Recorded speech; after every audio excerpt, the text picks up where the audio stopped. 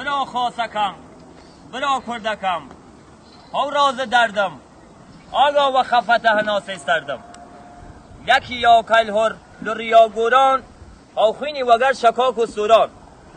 گه چشمه جوشان و یه سراویم موج توفانیم اوج هتاویم سلامی گرم و گر و صادقانه خدمت کل برا خویل عزیزم لشار کرمانشاه و کل مردم کردوار کرمانشاه. کرمانشاه شاری کی کردنشینه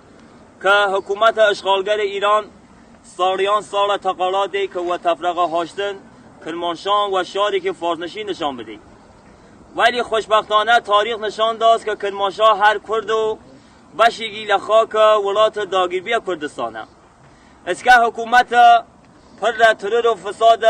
اشغالگر ایران طی این 40 سال گذشته که و قتل عام و غارتگری و سیاستی کثیفی که وسط ملت کرد آوردیه ری حکومتی پیسر وجه سفید کردیه.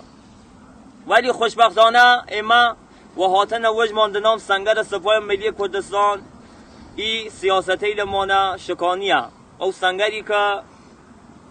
و دست روڑیل چمنترس و قهرمانیل جنگ داعش و هشت پاسدار که رهبر و جنرال رجلات حسین یزدانپناه بنیادین است.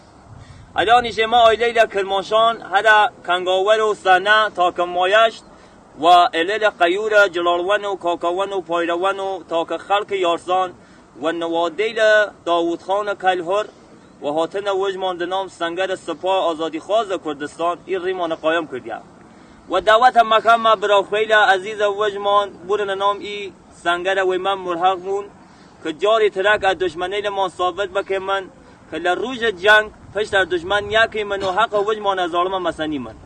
مشکل من مشکل بیشکی نیا مشکل من مشکل